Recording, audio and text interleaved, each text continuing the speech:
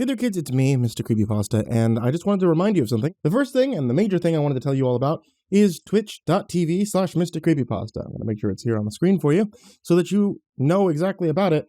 I want you guys to, go there and follow that, because sometimes I record live for the channel. And whenever I am recording live for the channel, it's usually there.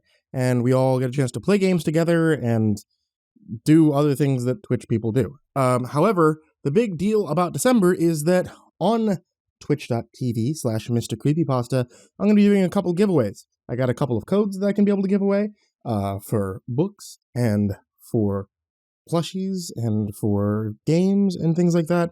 And the only way you can participate is if you're actually there when I go live. So you got to be following that. Which, speaking of games, let's get into our sponsor. Our sponsor for today is Raid Shadow Legends. Badass champions? Check. Tough bosses? Check. Millions of players? Check. Years of content and regular updates? Check and check. Raid Shadow Legends has it all. Caught in the middle of an epic struggle that raged for thousands of years, you'll fight noble kings and dark wizards. You'll uncover prophecies, curses, betrayals, and meet more than 12 warring factions. This game brings back everything I remember about my childhood, all with gameplay I can take anywhere. Raid has 16 different factions, such as orcs, dwarves, undead hordes, and many more. If you scroll to the index screen, you can find them all here. In a lot of cases, my favorite factions usually are the Dark Elves, or I stick to things like the Undead Horde, like these guys. And this month, Raid just released their biggest ever update. The main event here is the Doom Tower. It's a giant tower with 120 floors and a bunch of secret challenge rooms, along with a whole host of holiday events and tournaments. So there's really never been a better time to start playing. And here's the best part. The Raid team is giving away a bunch of new free goodies plus a super special champion to help get everyone started in the tower. Bulwark. He's absolutely awesome in Clan Boss, and he's also a huge help in the tower against those bosses. So if you want to get a huge head start in Raid, all you have to do is hit the link in the description, and if you're a new player, you'll get your free Void Champion, Bulwark, 50 gems, an XP booster, and some energy refills, and even an ancient shard as soon as you get in-game. All the treasure will be waiting for you here, and you can find me under the name MrCreepyPasta, because somebody took my name. And if you're quick enough, you can even join my clan, MrCreepyPasta Boys. And it's that easy. Just click the link in the description, and I'll see you in-game. The tickets came in an envelope. On the outside, in handwriting I didn't recognize, was the name Samuel Singer. My name. There was no return address. They arrived at the office and someone had put the envelope on my desk. There were 2 slits of paper, maroon and gold foil. The logo was a smiling young woman with dark hair, pale skin, and 2 different colored eyes. One blue, one green. Behind her, red and orange flames. They read, "Come see what's hot at Madame Taglioni's Ballet, celebrating 50 years of Le Papillon. Masonello Hall, admit 1. I turned each of them over. One had Night 1, and the other Night 2. To be honest, at first I thought it was some kind of weird prank. Somebody at work, Heather probably, giving me a ticket to some sort of fake burlesque show. But after some research, I'm surprised to say, it seems legit. Madame Taglioni's Ballet is one of the most exclusive dance experiences in the world. It's impossible to get a ticket, unless you know someone. And I didn't think I did, but apparently, someone knows me. They're doing Le Papillon. From what I read, they always do Le Papillon, ever since Madame Taglioni played Farfalla back in the day. Farfalla is the coveted role, the one that all the dancers fight for. A girl turned into a butterfly by the story's villain. On their website, they had an entire page devoted to all the past years' Farfallas, headshots of young women, all the way back 50 years to Madame Taglioni herself. Dark hair, one blue eye, one green. It's obvious she's the inspiration for the ticket. This year's Farfalla is someone named Emma Livery. I've never heard of her, but what do I know about ballet? Another strange thing, all the headshots had brackets of years under them, like gravestones. I had a hard time pinning down what exactly they were. A large portion of them, especially towards the beginning, were sort of short. 20 years or so. At first I thought it might be how long each woman worked at Taglioni's Ballet. until some of them were 50, 60, 70 years expanses. Madame Taglioni had a first year, but the space for the second was left blank. There's only a few others like that. It gave me a brief pause, but I didn't spend too much time on it. Looking back now, I should have known. It's not my usual type of story that I cover, but I'll take what I can get. Things have been quiet since the McAfee house. Not that I minded a bit of quiet after that ordeal. And judging from the event's internet fame, an inside scoop at Madame Taglioni's ballet might be just what bad habit needs. That's what I thought anyway. As usual, I was terribly, horribly, irredeemably wrong. The theater itself was odd, if you could call it a theater. Macianelli Hall was, strangely enough, only about a half hour away from Habitsville, and an hour and a half if you drive around Rhodes Creek, which I did. The ballet travels around the entire world, but oddly, they always do Le Papillon in Macianelli Hall. The outside was plain, and at first, I had been sure it was in the wrong place. It was on a dusty street in downtown Augustus. Though I'd been in the city before, this street was one I was completely unfamiliar with. The outside of the building that matched the address I'd found was devoid of any signs of decorations, and it was obviously not large enough to hold an audience for what I anticipated to be a very large performance. Plus, there didn't seem to be anyone else here. It was dark, and the street lamps were muted, dull yellow on the damp fog that had begun to settle. The pavement was dusty, the cobblestones cracked, dark storefronts and boarded-up windows haunted the streets. I had taken a taxi and was regretting it. Standing alone in the half-darkness, I had just raised my phone to my ear to call another car back, when a voice stopped me. "Are you here for the show?" I jumped, then squinted through the fog. I took a few steps forward, towards the building at the end of the street, the one that was supposed to be the theater. There, speaking through the small holes in the glass pane in front of him, was a young man. He was standing at a desk behind the glass and wore a maroon satin vest. He was smiling at me, but it wasn't a creepy smile, just a polite customer service smile. I walked over. "I think so. The ballet?" He nodded. I instantly felt relieved. I was starting to think it really was a prank, or that I was just a few screws loose. He motioned to a small opening at the bottom of the glass. "Ticket, please." I got out the ticket that read Night 1. He looked it over, then pointed to his right. "Just through the door, sir." It was an old wooden door that did not look like it led to a high-class ballet performance. I hesitated. This didn't seem safe, nor smart. But I'm a reporter. If I want interesting stories, I had to do interesting things, even if it gets me into trouble. And wow, was I about to get into some serious trouble. I opened the door and was instantly confused. Instead of a hallway or room like a normal building, there was just a staircase going down. I peeked my head back over to the young man who was still watching me. "Just down the stairs?" I asked. He nodded patiently. "Enjoy the show." So I went down. It was beautiful. The theater is all white and marble.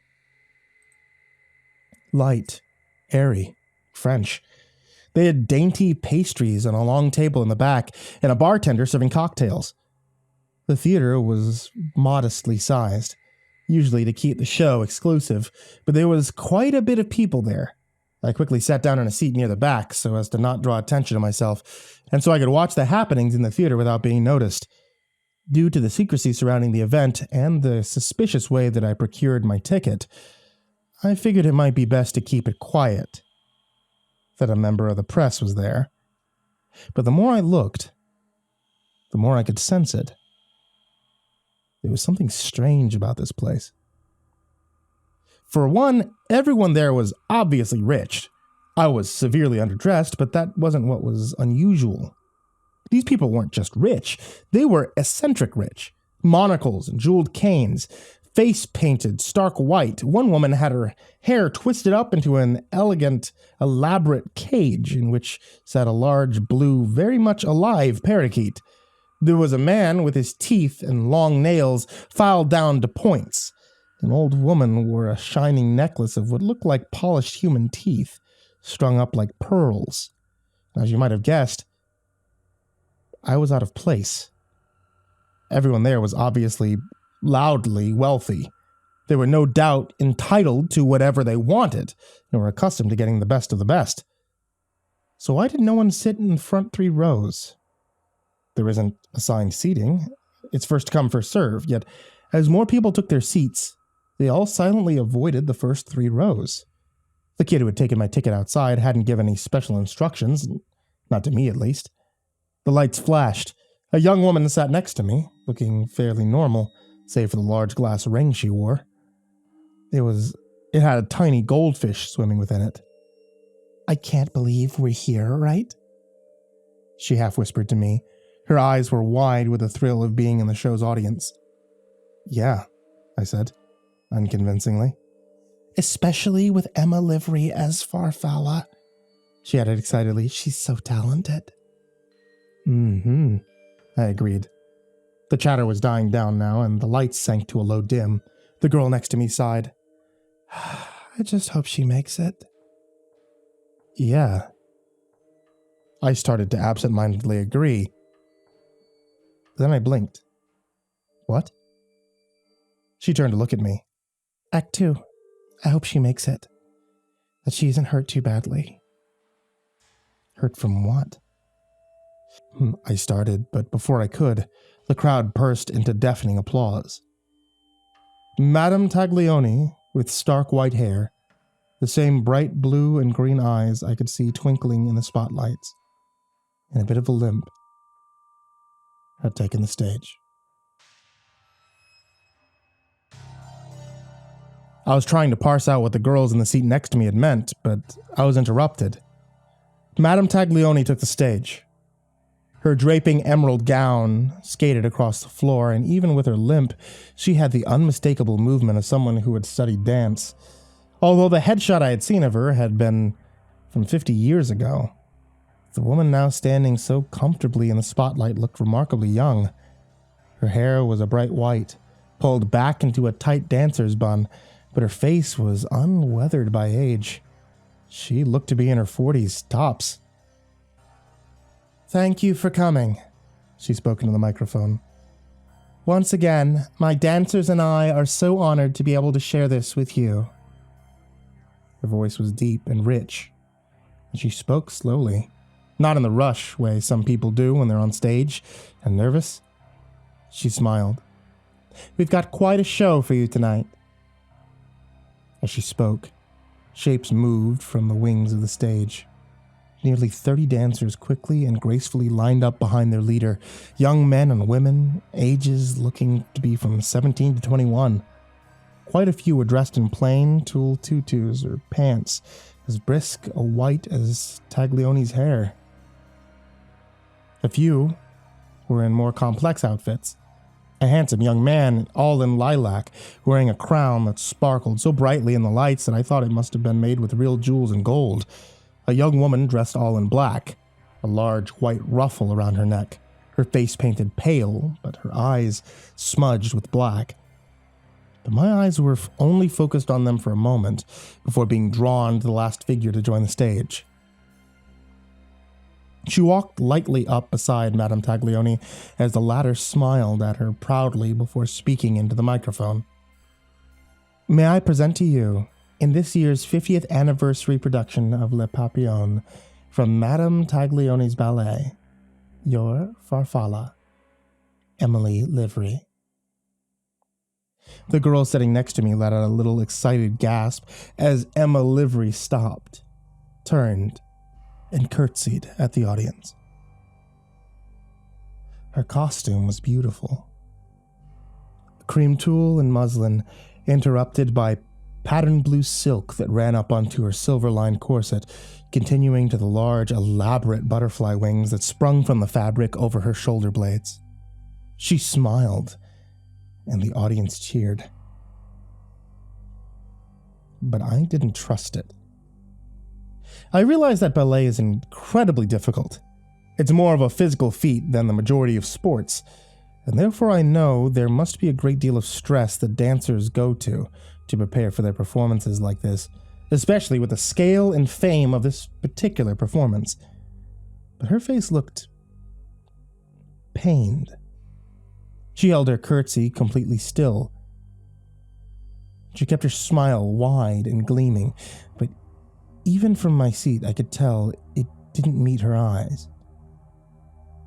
As the cheering died down, the girl with the goldfish ring leaned closer to me and I bent to meet her. "They're beautiful, aren't they? The wings?" I nodded impatiently. If the girl was going to talk, I wanted to know more about what she said earlier, but hoping that Emma made it, whatever that means. Before I could ask, the girl kept talking. "I hear they only get sewn in 3 weeks before the performance." I frowned. "What?" "I know. They only give her 3 weeks to figure out how to dance with the weight of the wings. It must throw off everything, her spins, her jumps." The girl tacked on a few more things to this list, but I had momentarily stopped listening. Instead, I turned back to Emma. What I thought had been fabric on her shoulder blades was something much worse. The actual fabric of her dress scooped down in the back, perfectly displaying the beautiful blue wings that had been visibly sewn into the flesh of the girl's back. Pink scar tissue, intermittent with blue thread, shone shiny in the stage lights, and I felt my stomach turn.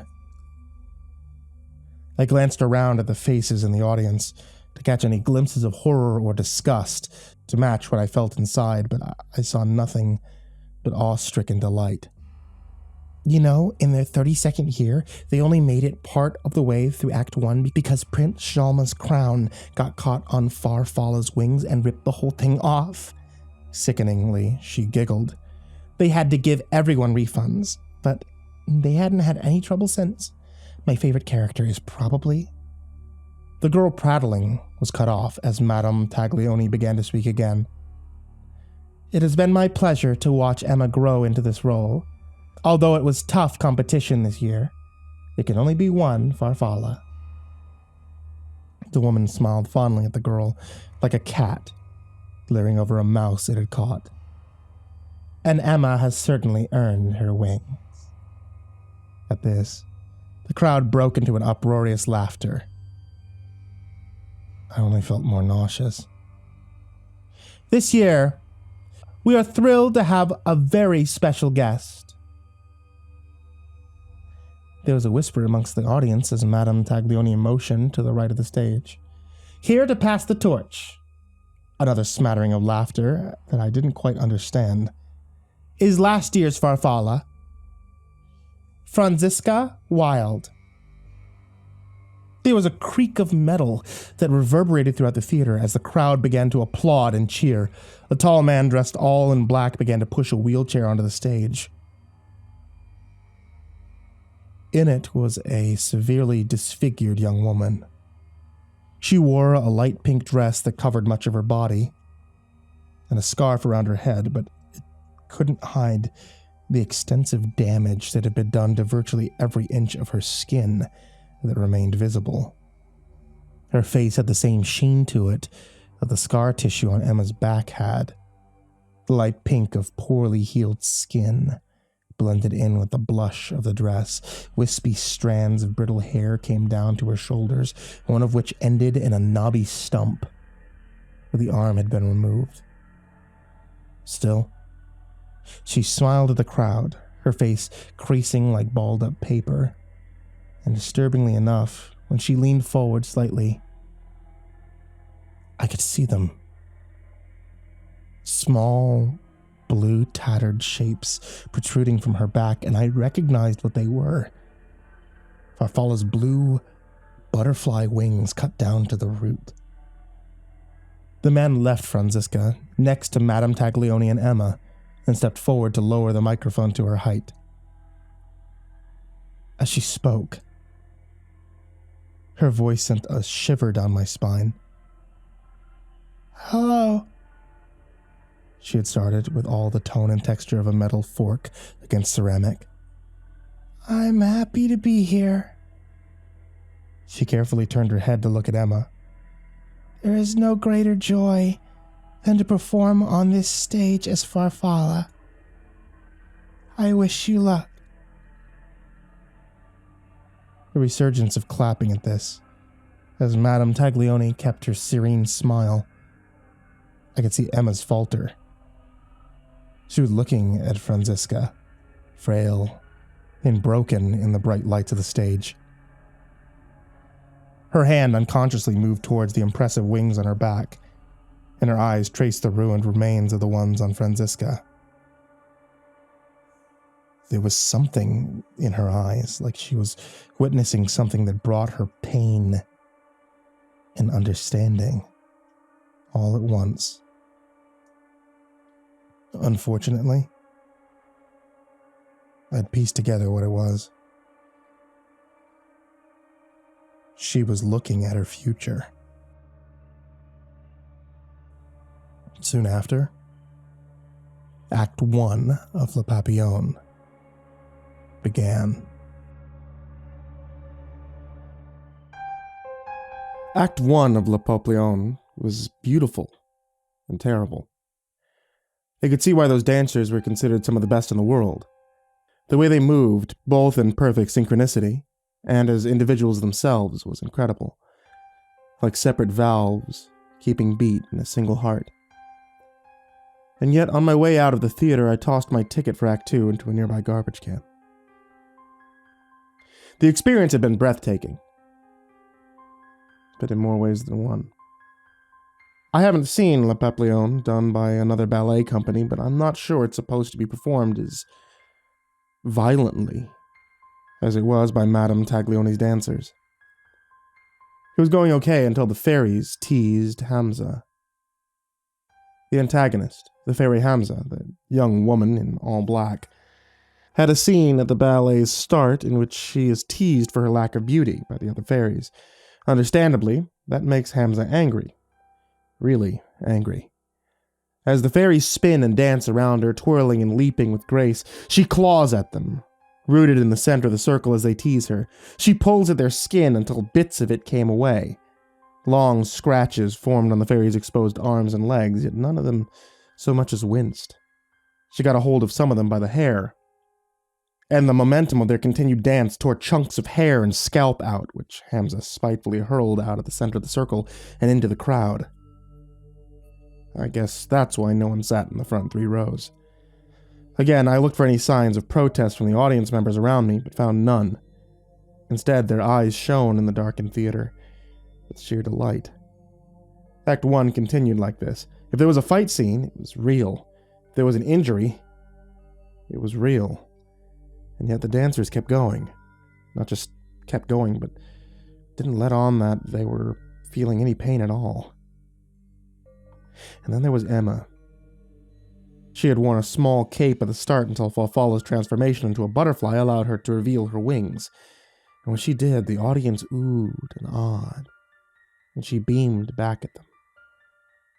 The hesitance I had seen, or at least thought I had seen, had disappeared in the glow of the limelight. Her cream ballet slippers turned red as she spun on the blood and gore that had collected on the stage's wooden floor, and when she leapt, small sprays of it kicked up and onto her dress. The faint smell of sweat and iron drifted to my nostrils. Act 1 ended with a sequence of atrocities that made my hands start to sweat, and made the girl sitting next to me squeal with delight. The young man in the impressive golden crown, Prince Dalma, quite literally pinned a dancer playing one of the butterflies to a prop tree. I was thankful to see that this girl's wings, dull and plain as they were in comparison to Emma's, were at least fake, kept on by a harness. I didn't have to wince when he drove a stake through one and into the surface behind it, trapping her. I did wince, however, when he did the same to each of her hands. Though pursued by villains throughout Act 1, Farfalla is finally rescued when Hamza is captured by the very fairies she had abused at the start. Bruised and bloodied, the fairies forced Hamza into a too small net, her skin poking through the mesh, her face disfigured. Once inside, well, they tore her apart. They were still clawing and kicking when the music faded. There was a few moments before the curtain dropped when you could hear it. The dull thump of hands and feet beating flesh, and then, thankfully, the curtain dropped. The crowd went wild, whistling and clapping harder than ever. When it rose again, the dancers were there, standing in a line, all smiles. I only knew most of them were wearing white because I had seen them before the show began, blood still dripping down the foreheads of those missing hair, and I could see tears shining on the cheeks of the girl who now had large, gaping red holes on either side of her hands. Even Hamza stood, the print of the net on her skin along with bruises and knots that had already begun to bloom purple, and yet they all looked extremely pleased. Except Emma. I thought I might be projecting my own horror, inferring with my ability to interpret her facial expression, but that right then, her face amongst the others so clearly under duress in comparison to their displays of masochistic glee, her mouth formed an unconvincing grin and her eyebrows constricted at the top, as though she were resisting the urge to cry out. Not that we could have heard her if she did. The crowd went on, and it wasn't long before they were all standing. I stayed in my seat for a moment, but I got up after the girl next to me and gave me a reproachful look. The sound escalated as Madame Taglioni limped back onto the stage, back to the microphone that had been replaced in the center. "Thank you," she said above the noise, then motioned for the crowd to take their seats. After they had obliged, she continued, "There's so much beauty and joy in this performance. Even after 50 years, it takes my breath away." There were a few scattered claps and whistles. "As always, Act 2 will take place tomorrow night. Here, at the Masonelli Theater, at the same time." Then she turned slightly and gazed at Emma. Her smile widened, and Emma tried to match it, though it looked more worried than joyful. "Come to see Farfalla's flight," she said. Then she turned back to the audience. "But for now, have a good night." And then the lights came up. The girl next to me let out a long sigh of satisfaction. "Wow, that was incredible, right? I knew it would be, but still, this was just so..." I got up before she could finish.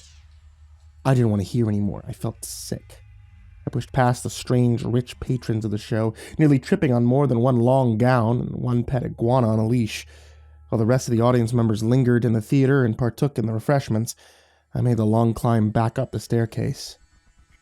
It was jarring to go for that much excess and richness to suddenly being back in the abandoned shack in the mystery corner of Augustus. I walked back out the doorway and onto the street outside. I started walking, straight ahead, determined to get back to something I recognized, where I could call a cab without the phantom smell of blood still haunting my nostrils. "We'll see you back tomorrow night, sir." I looked back. The kid, the one who'd first taken my ticket, still stood behind the glass outside. He smiled placidly at me, and I felt a sudden surge of anger towards him for being a part of whatever happened downstairs, for not warning me before I took part. I didn't answer him, I just kept walking, and eventually I made it back to one of the busier streets, where people were still out and about, even at this hour of night. I wonder if any of them knew the kind of sick and twisted thing that was happening in their own city. As I waited for my cab, I took the other ticket out of my pocket, the one that said Night 2. I stared at it for a moment, then I threw it away, in the bin next to an ice cream parlor. At first it made me feel lighter, like getting rid of the ticket had also rid me of the heinous images I had seen that night, but on the ride home I felt a tinge of regret. It would have been an incredible story. The biggest I'd ever reported on yet. If I had been able to see Madame Taglioni's famous Le Papillon in its entirety, and weirdly, I felt bad about leaving Emma. I went home. And strangely enough, I slept. It was a long, deep sleep. Like, the only dream I had been meant to have that night was that nightmare I experienced in that theater. The next morning I went into the office early. Even if I hadn't seen the entire thing, I was still planning on writing about Le Papillon, and I wanted to get it all down on paper before I lost some of the details. Plus, I always work best before my other coworkers get in and distract me. Heather had given me a key to the place a long while ago. I used it fairly often. I unlocked the door and made my way to my desk, like usual. There was something already on it. An envelope, opening side up. I slowly picked it up and peered at its contents, although I already had a feeling about what was inside. A single ticket. Maroon. Gold foil. Come see what's hot at Madame Taglioni's ballet. Celebrating 50 years of Le Papillon. Masonelli Hall. Admit 1. And on the back, Night 2. But that wasn't the strangest part. The strangest part was what had been written on the other side of the envelope. Help her. And delicately taped to the paper. A small, dead, beautiful blue butterfly.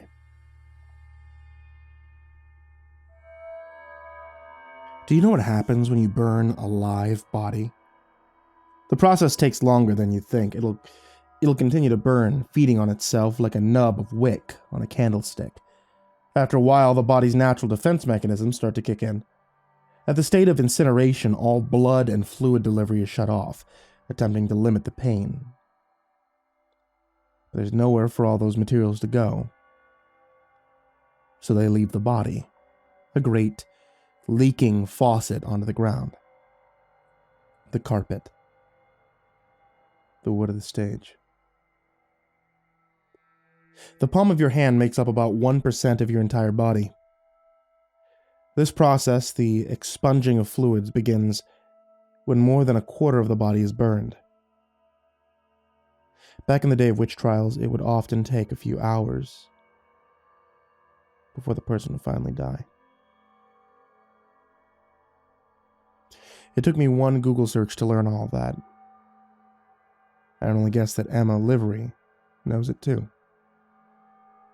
I tried to figure out who could have left me the note, along with the Act 2 ticket, but so far, I haven't come to any concrete conclusions.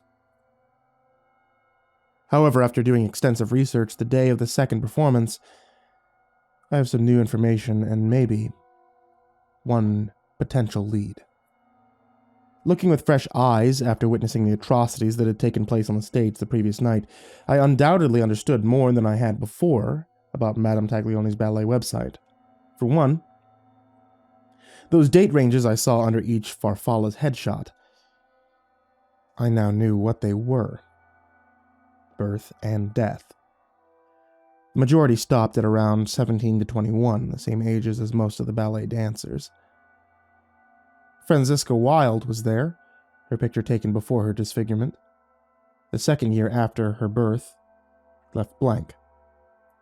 Whatever happens in Act 2, it almost always kills Farfalla, which meant it would probably kill Emma too. Another thing I've learned, which I'm pretty sure many of you have already deduced, is what exactly happens to Farfalla at the end of the play. To put it simply, she's set on fire. Farfalla, still stuck in her butterfly form, is attracted to the bright glow of a torch. As she dances nearer and nearer, her wings catch fire. And as she leaps and spins around the floor, she sheds her butterfly form and is turned back into a young woman. Or, in this case, she sheds her human skin and turns into a corpse. I'm getting more and more anxious. Time was slipping away too quickly, and I had no idea what I was going to do. It was afternoon at that point. Act 2, Emma's death. All only a few hours away. Whoever left my tickets, most likely both the first and second time, were someone who wanted me to stop this. I didn't know why they'd chosen me, or what exactly they had in mind as to what I should do. It seemed impossible to stand against something that everyone, Madame Taglioni, the dancers, the audience, all of them, seemed to be on board with. I felt alone, like I was the only one who could see the situation for what it was. But then,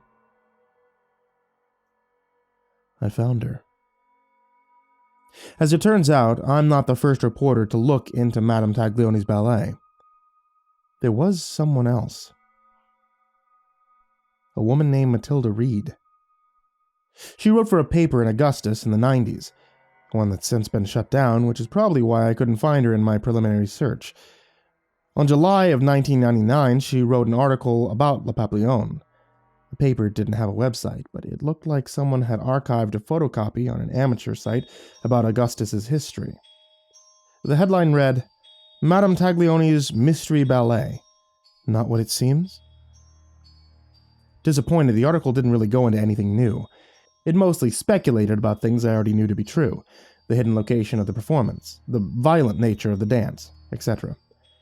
But the article's contents hadn't been what caught my attention. Instead, it was the author's headshot at the bottom.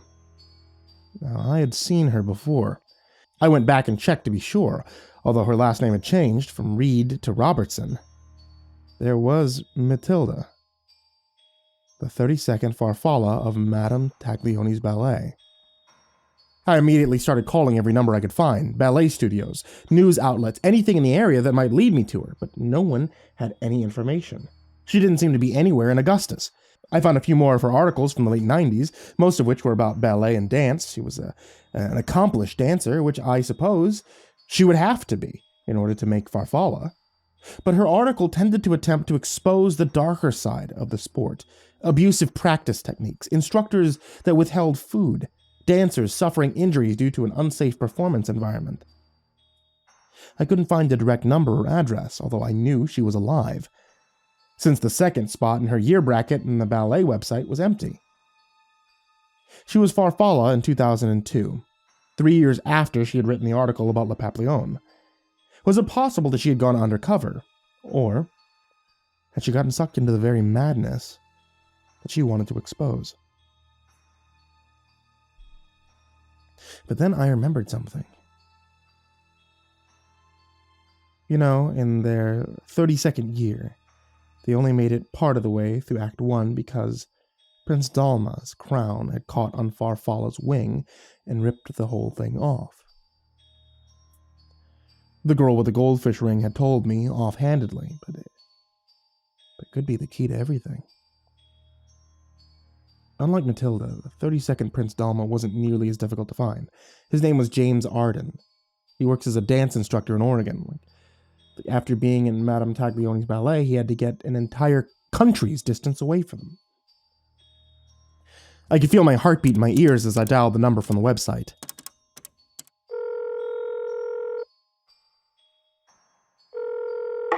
Arden's ballet instruction, how can I help you? Can I speak to James Arden? A pause. Speaking. I swallowed hard. Hello, Mr. Arden. This is Samuel Singer. I waited in case there was any sort of recognition there, something to suggest that he had anything to do with what had happened. There was nothing. Good morning, Mr. Singer. Would you like to make an appointment? No, I said. Then after a deep breath, I wanted to speak to you about Le Papillon. I was surprised when James sighed. Look, I'm getting tired of these calls. I have no connection with Taglioni anymore. I can't get you an audition spot. I'm sorry. I interrupted. No, that's not. He pushed. There's plenty of good ballets. You kids don't need to get yourselves involved in... I wanted to talk about Matilda. There was a quiet on the other line. Few pulses passed as we both breathed into the receiver. Matilda Robertson? She was Farfalla in our show. Very talented. It was curt. He spoke as though he was thinking carefully about each word that he said. No, not Matilda Robinson, I said, equally as carefully. Matilda Reed. There was absolute silence. Are you still there? I asked. Who'd you say you were again? Sam Singer, I said quickly. Look, I just want to know where I can find her. It's important. I could hear him hesitating, not trusting me. I'm sorry, I don't know where she is. He paused. I wouldn't get involved with her, though, if you know what's good for you. Now, this piqued my interest. Oh? Why not? He paused. She convinced me to ruin the biggest performance of my life. And before I could say anything else, he spoke again. Look, that was 20 years ago. I don't want to rehash it. Good luck with whatever it is you're trying to do. Wait, I said suddenly, betraying the urgency in my voice. Please, someone's in danger, and I think Matilda might be the only one who could help. I had no idea if that was true. But it was my best lead yet, and I was running out of time. He waited for a long moment. So long I thought he might have hung up. Until he let out a very heavy sigh. She's got a kid. A boy. I think he lives in the city. Ask him.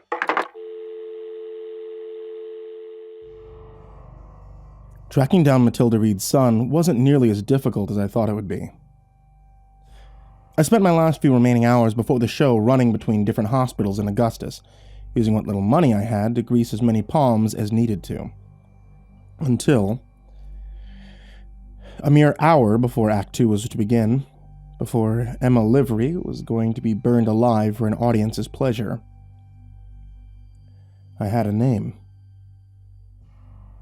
Alexei. His father's name had been left blank on the birth certificate, and it looked like he had taken his mother's last name, Alexei Reed. He's 17 years old, and according to Arden, still somewhere in the city. Even with this small victory, things weren't looking good for me, which meant they weren't looking good for Emma either. But then, I saw him. Unlike his mother, Alexei was on social media. Pictures of him at a restaurant for his birthday, at the park with his friends. All the photos had stopped about 3 years ago. The photo was made with the name Alex, but I was sure it was him, even though he was a bit younger than when I last saw him. And suddenly, quite a few things made sense. I arrived once again in that dusty mystery street, hidden in downtown Augustus. I got out of my cab, and once my driver sped away, felt the familiar eerie silence settle over me. It was completely empty, and a thick fog settled down on the cobblestone, just like it had the night before.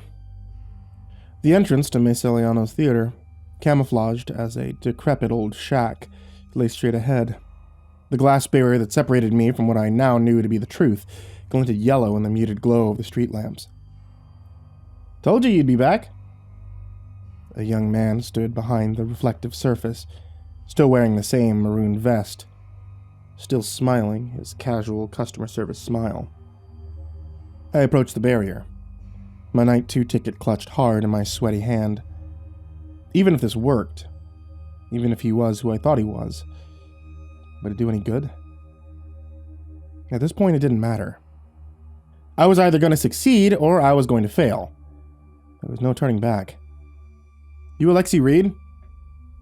The boy's smile faltered for a millisecond before it resumed. He pointed with a steady hand to something on his vest.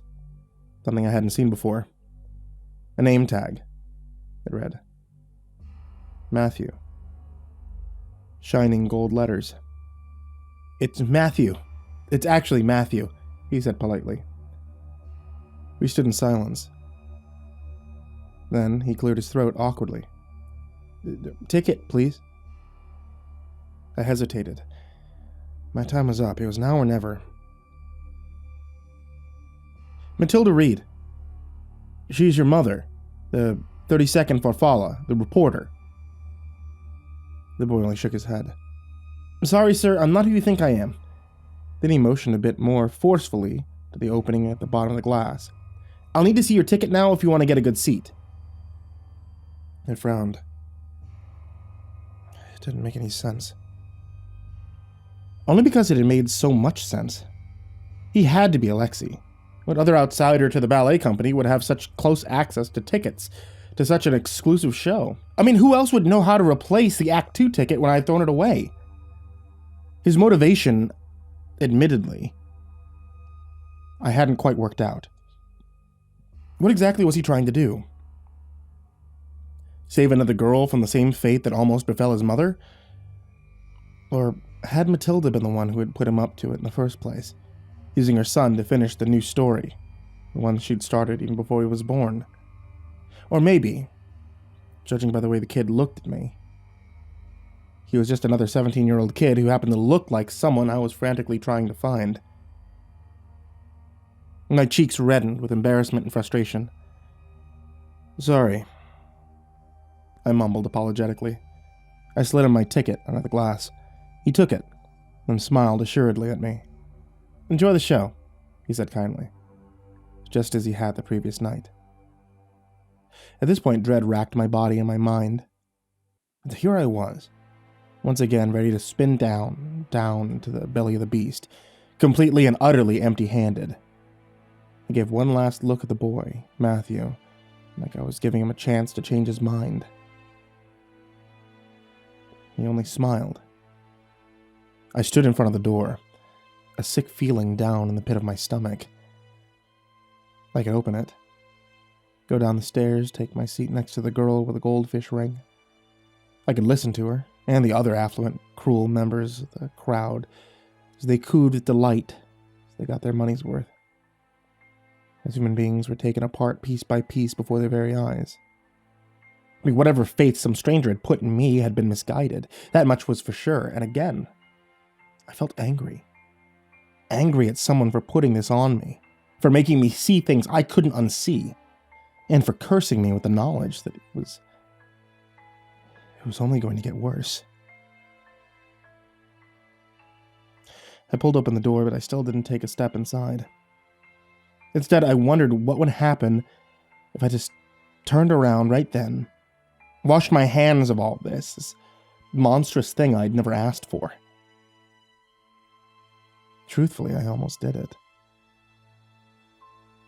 Then I thought of Emma. Those brief moments of fear and uncertainty I had seen play out in her face. I straightened up. I still didn't know what I was going to do, if I was going to do anything. But I had to at least try. I stepped into the shrouded entryway, the staircase straight ahead. I took 2 steps forward, still riddled with anxiety, when suddenly I was pulled hard by my left arm through a door I didn't know was there. "Are you an idiot?" I looked around, disoriented. Not that looking around helped. It was a small room the size of a bathroom, and it had absolutely nothing in it. The walls were flat black. The floor and ceiling were the same. It had this strange, oppressive feeling, the same claustrophobia I feel when I think of outer space or an underwater trench. Except a beam of light. There was a door in the black, besides the one on the side that I had been pulled through. The door emitting light led out to the outside. It looked like to the front of the building, except there was a glare. And I recognized the reflection of city street lamps on glass. The door led to the ticket desk. I looked up. The boy was looking at me, apparently slightly angry, and very worried. My eyes widened, even in the half-darkness. He looked like the headshot of his mother I had seen. "You are Alexei Reed. Keep your voice down," he said tersely. Then he moved and closed the door that I had been pulled through, before doing the same with the door to the ticket desk. For a moment, I could see nothing, and all I heard was my own quickened breath. Then a small light overhead was flipped on, and Alexei Reed was looking at me. And he had something in his hand, something I would recognize anywhere. It was a few clippings from the paper I write for, the Habitsville Gazette. Though it was clear to see that he only cut bits out from my column, Bad Habit, I saw clippings of my stories about the Habitsville Hermit, Tom McAfee, and a few I wrote a few years back. I looked at the boy. "What's this?" "I've been watching you, Sam," he said quietly. And it didn't scare me like I thought a statement like that should. He sounded so matter-of-fact. "You write about things that are strange, things that betray logic, things that other people aren't usually allowed to see. Like my mother." I felt a wave of understanding. "You're the one who left me the envelope, the tickets, everything." He nodded. "I need your help." Then he corrected himself. My family needs your help." I blinked in surprise. "Who, Matilda?" "No, not my mom," he said impatiently with a wave of his hand. "She's in hiding. I haven't seen her in years." He stepped closer to me, his face sinking further and further into desperation. I could see his eyes glisten with tears. "My sister. They're gonna kill her." I tried to contain my shock. Emma Livery. His sister. I mean, surely she wasn't Matilda's daughter. The timing didn't match up right. Emma's birth year had been 2001 under her picture on the ballet website, and Matilda was training heavily for her role as Farfalla at the time. But then I remembered. The blank name on Alexi's birth certificate. There was no father listed, meaning that the two could be the half-siblings. "It's not her fault," he continued, his voice shaking with emotion. "She doesn't know what she's doing, I promise you. And they'll kill her. They'll really kill her if they find out what she's planning." I was distracted by what felt like a rush of hope. The show was about to start, but with at least one ally, we could do something. Storm the stage, pull a fire alarm, something. Despite the stress I was under, I smiled with relief. "Okay, Alexi, we'll save Emma." Alexi blinked. He took a small step back and cocked his head to the side in confusion. "Emma's not my sister," he said blankly. It was my turn to look confused. "Oh?" "It's Franziska." My mind reeled. Franziska Wilde? The disfigured girl in the wheelchair with one arm, stumps for wings. The Farfalla that came before Emma. The damage has already been done to her. What danger could she possibly be in? Then Alexi took a step closer to me, two of us nearly nose to nose in the black room, the room so small that it could go from feeling like a refuge to feeling like a trap in an instant. His wide eyes had refilled with tears, and I watched as one burst over the edge and began to roll down his cheek. What he whispered next tightened my chest and made something icy trickle down my spine. He took a shuddery breath. "She's gonna ruin the show." My blood turned heavy in my veins. "What?" "Franziska. She's planning to ruin the show tonight. To ruin all of it." Alexi pressed the palms of his hands flat against either side of his head, as though the mere thought of Le Papillon being interrupted that night was enough to push him over the edge. "They'll kill her if she does. I know it." He began smacking his hands hard against his skull in exasperation. "They'll kill her and the show will be ruined." I'm sorry," I started, swallowing hard as Alexi began to pace. A bitter realization was dawning on me. "You want Act 2 to happen?" Alexi stopped mid-step, and I knew I had made a mistake. He suddenly turned and looked me dead in the eyes. "You don't?" I only hesitated for a moment, but that was all it took. Alexi backed away from me quickly, his eyes wide and reddened, his hands feeling for the door behind him. No, he said lowly. "You're just like them. You don't understand." "No, He wasn't listening to me. Instead, he lunged into the ticket booth, rummaged around for a moment, and then he re-entered. In the half-darkness, I could make out what was in his hand. A pistol, pointed squarely at my chest.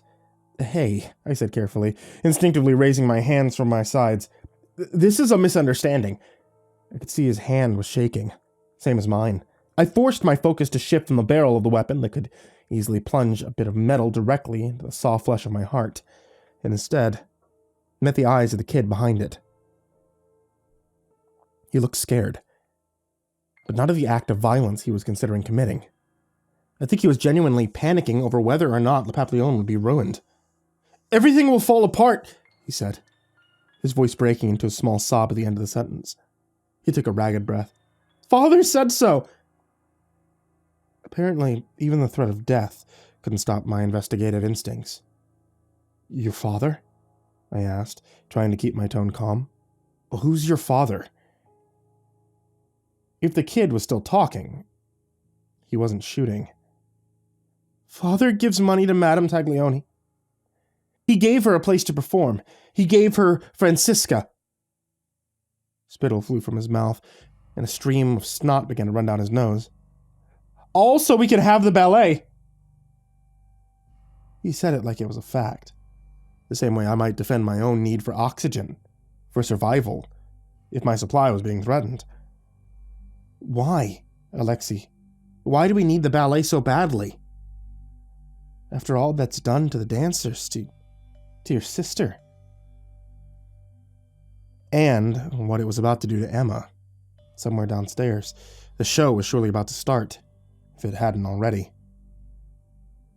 I wasn't going to save her. I wasn't even going to save myself. Humanity needs to indulge. The suddenly leveled way in which he spoke brought me back from my spiraling. His hand, still gripping the gun, still aiming at me, had steadied. He used his other to wipe the snot and tears from his face before he continued. "We need to satiate our baser urges. The lower classes, they have their outlets: petty crime, illicit affairs, temporary, unfulfilling, vulgar." He said the last word with an especially high dose of malice. "But what are the rich to do, when their lives are already so saturated with luxury?" He paused, as though actually giving me time to respond to his question. Then he answered it himself. "Their indulgences have to be at a higher potency, like a seasoned drug addict seeking a new high." He said the words with newfound confidence, and I had the distinct impression that he was reciting something that had been said to him many, many times. "Only the best, or go without." My heart was still pounding hard in my chest as he continued. "And so, the ballet," he said simply. "The most beautiful, most monstrous parts of humanity, consumed as a whole, for 2 nights out of the year." To my disgust and horror, his mouth twisted up into a little serene smile. The same smile he'd given me back when I only knew him as the ticket boy. "And it all culminates in a single spectacular purge of evil. The burning of the innocent Farfalla." I felt quite sick. But even after what it did to Francisca... "I love my sister," he said in a voice devoid of anything of the sort. "We're lucky to have the ballet in our blood. Something with such a powerful legacy." He paused.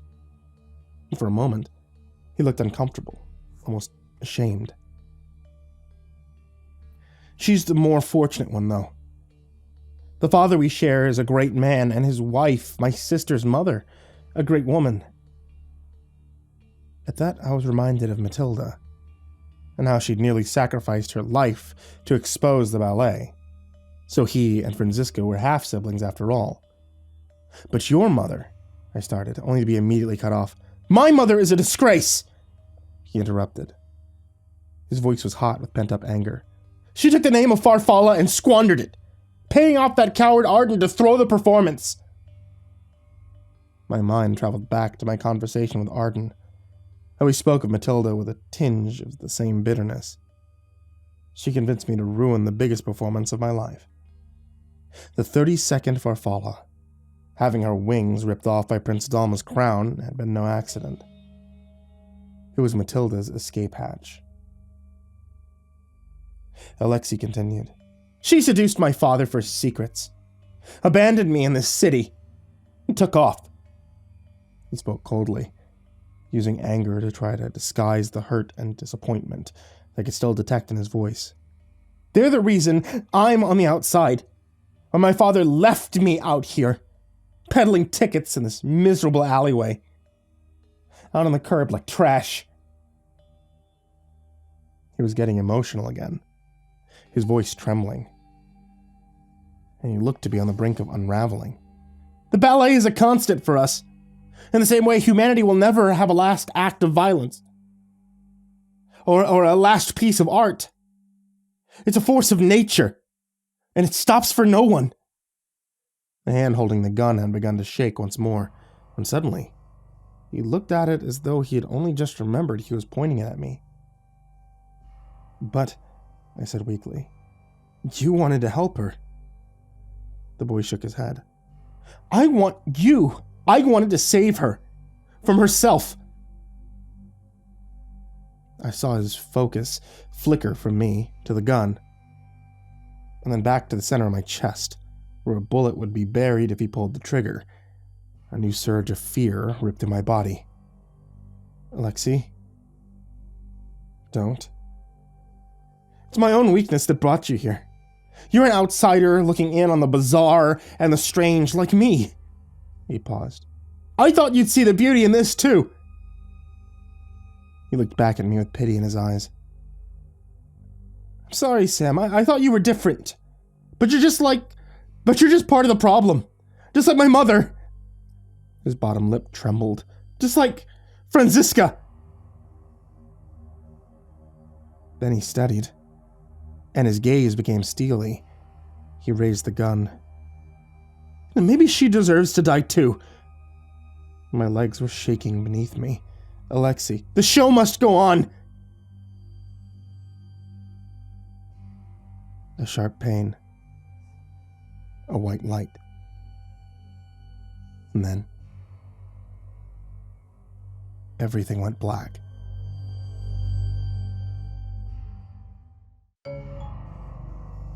Alexei, the brainwashed 17-year-old boy, was headed into a crowded theater with a loaded gun.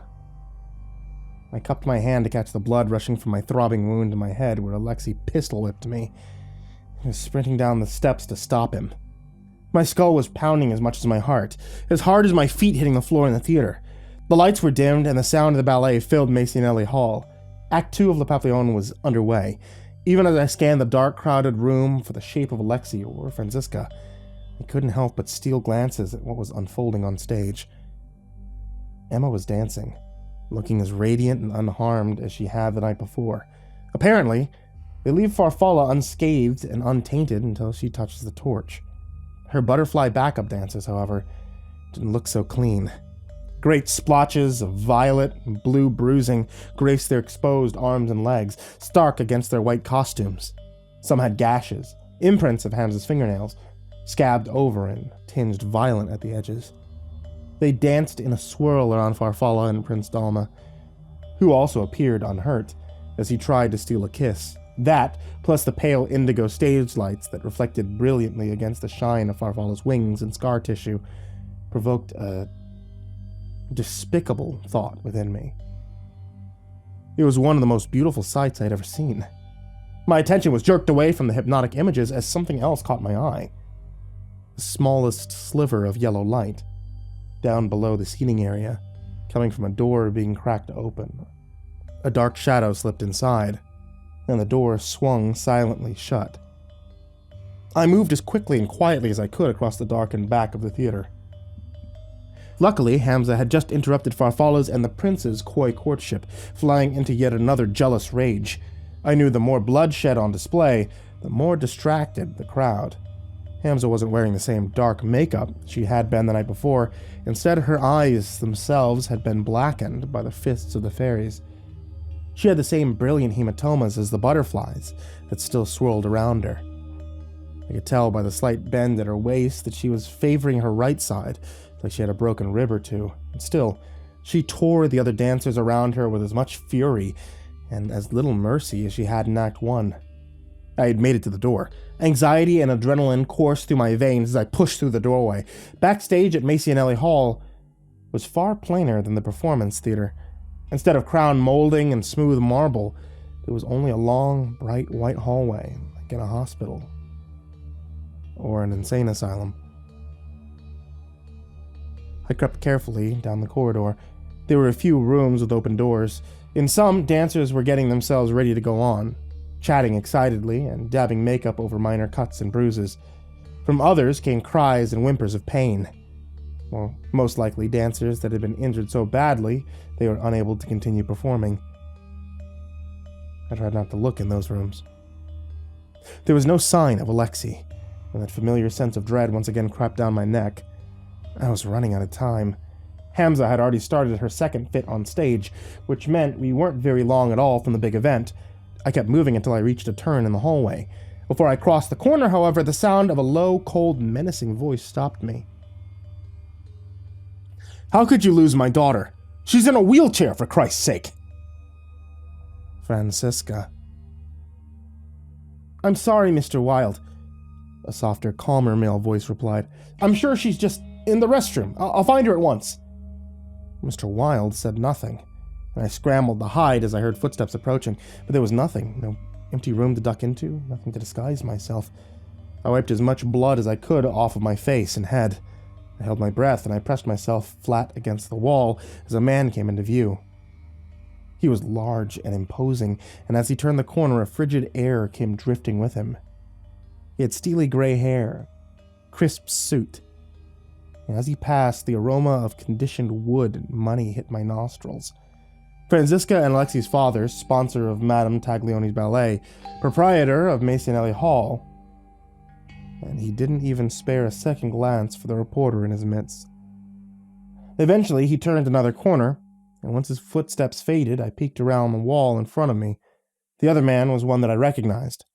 The tall, gaunt man, dressed all in black, that had wheeled Franziska out onto stage the first night. He's gone. I watched as the 49th Farfalla herself rolled out of a room behind him. Up close, I could see her injuries even clearer. Her shining burn scars matched the flaming red of her dress, and the sleeves of which hung low around the warmed stump where her arm should have been. She raised the other gently to the man in front of her. "Are we ready, my love?" she asked, in the same tiny voice I had heard the night before. He took her hand and pressed her fingertips gently to his cheek. "They're ready. One at the entrance, one backstage, 2 on each wall, and the origin under the stage floorboards." I furrowed my brow. The origin? What are they talking about? Franziska smiled at the man, her parchment skin looking as though it might crumble where it creased. "How close are we?" she asked. "They've just begun the last tableau. I'll give it about 8 minutes until Farfalla's fire lights the fuse." She gave a sigh of contentment. "It's going to feel so good," she said dreamily, as the man returned her grin. "Watching it all burn." Oh. I couldn't feel the pain in my head anymore as I turned and sprinted back down the hallway, the way that I'd come. I burst back out into the theater, but only momentarily attracted a few of the patrons' attention as I did. The stage was so blood-soaked that I probably just looked like another performer. Hamza had struck again. The butterflies had retaliated, and now everyone was smiling. Horrendous. 8 minutes. 8 minutes until the entire place was destroyed. That was enough time for me to get back up the stairs and out of the shack, and maybe even part of the way down the street. There was no telling what potency of explosives Franziska used, but I knew she had the money and power to make this as devastating as she desired. I was halfway to the door when she caught my eye again. Farfalla spinning and leaping around her prince on stage. The picture of grace and beauty. But I could still sense it. Those brief moments when I could see Emma coming through. Uncertain. Afraid. Knowing full well that she was mere minutes away from being set ablaze, and yet unaware that tonight, it seemed, everyone would share her fate. My body moved without the consent of my mind. Although my brain had voted overwhelmingly for flight, there was still something deep within me that wanted to fight. Suddenly, I was back down the aisle, back to those first 3 rows of seating that no one else sat in, since they wanted to only see the blood and ash and not feel or taste it. I peered under the stage. Through the gap in the wood slats, I could see it. A small bundle of wires. A large brick of powder. Some duct tape. And I knew 4 identical packages lined the exterior of this building. My hands gripped the side of the stage. I hoisted myself up. A few of the dancers looked at me with alarm, but none stopped dancing. My shoes squelched on the blood and skin that had collected on the floorboards. Off to the side, I could see it. Madame Taglioni's bright eyes, one green, one blue, glinting bright in the flicker of firelight. She was lighting the torch. A fairy brought it out. Dancing lightly and carefully with the open flame, Farfalla was spinning until her attention was caught by its blaze. I could see Emma hesitate, her feet moving slow and heavy, a slight tear tracking its way through the makeup and blood spray on her cheek. And then her hand was in mine. And we were running. I didn't turn back to look at her expression. I only felt her legs move with mine as we fled. Murmurs flooded the crowd, talking so loudly that they couldn't hear me when I yelled at them to run, to leave, before it was too late.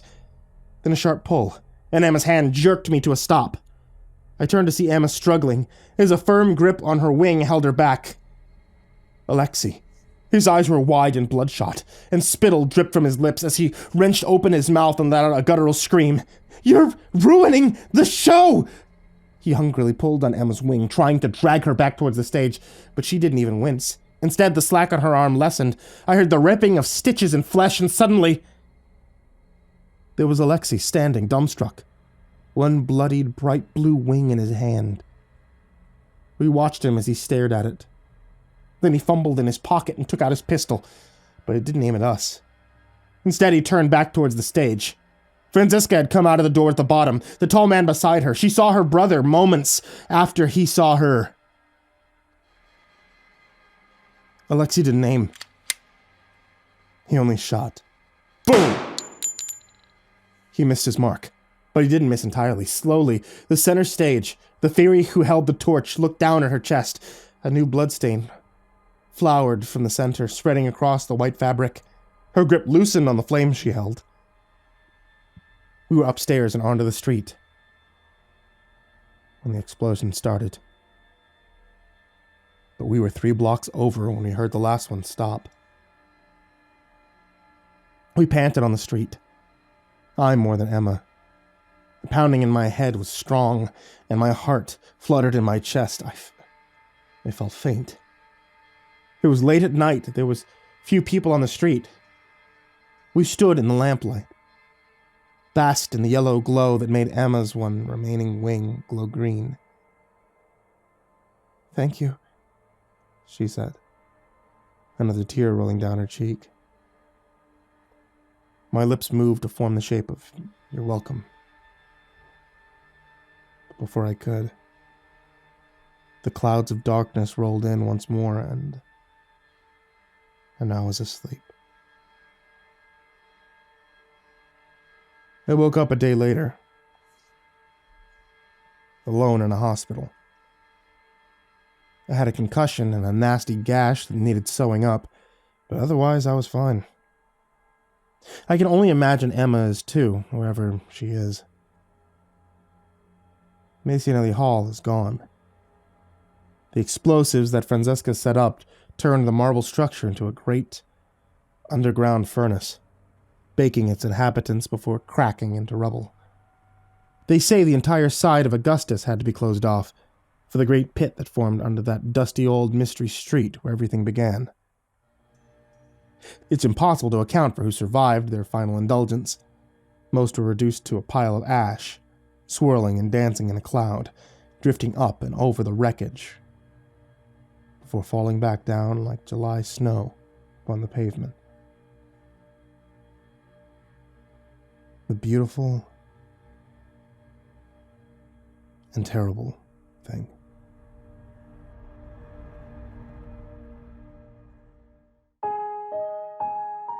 Hey there kids, it's me, MrCreepyPasta, and I want to tell you thank you so much for listening to tonight's story. I also want to remind you that it is cold. I guess you probably already know that. But it is cold out there, everybody, and if you guys are looking for a way to warm up, you can always check out my wife's tea shop. That's etsy.com/shop/ivorymonocletea. She sells different kinds of teas based on Dungeons & Dragons, and creepypastas, and Airbender, and everything else. So, if you want to have a great way to warm up this holiday season, then hey, there you go. I also want to give a very big thank you shout out to all of you guys out there on Patreon. If you guys want to check out patreon.com/MrCreepyPasta, you're able to support the show, support me, support my cats, support, being cool folks out there, like people like these. Jordan Alexander Sanchez, Mr. Thud, Ken Lando Higuchi, Chompski, Bobby Karman, Nico Kaeo, Tristain Pelton, Chance Burnett, Diana Kraus, Raven Hart, 1-800-Nightmare, King Hades F13, Unknown Nobody, Joshua Mcmeekin, Michael Scharbrough, Kazan, ThisIsMyRealNameNoShit, Jason VB Wilson, InfernalOne, Lilwulfgaming, JimboTheHutt, Caspian, Jordan Niels, Hades Nephew, Jordan Wayne Deckard, Bradley Leipe, and Charron, Acid System, Mike Bullock, Prozac and Pancake Appreciation Society, Brian Arse, Cryptic Nightmares, Brianna Wright, Someone You Love, S-Man, Kiri the Sloth, Thomas Burgett, Liam Newman, Sky Harbor, Caleb Dougal, Nina Smith, Rafael Rodriguez, The Ginger Bros, Aaron Stormcrow, Daniel Polson, and Corey Kenshin. Thank you guys so much for your support on Patreon. I really can't thank you enough. And everybody who's down there in the description, thank you guys so much as well. And everybody who's not on either of those tiers, who just have $1 on Patreon, I can't thank you guys, for making these past 10 years incredible. This entire time I've ever spent on YouTube, on podcasting, everything amazing. And all of you who are at home listening, thank you guys so much for listening. I hope you all have a wonderful, happy holidays and sweet dreams.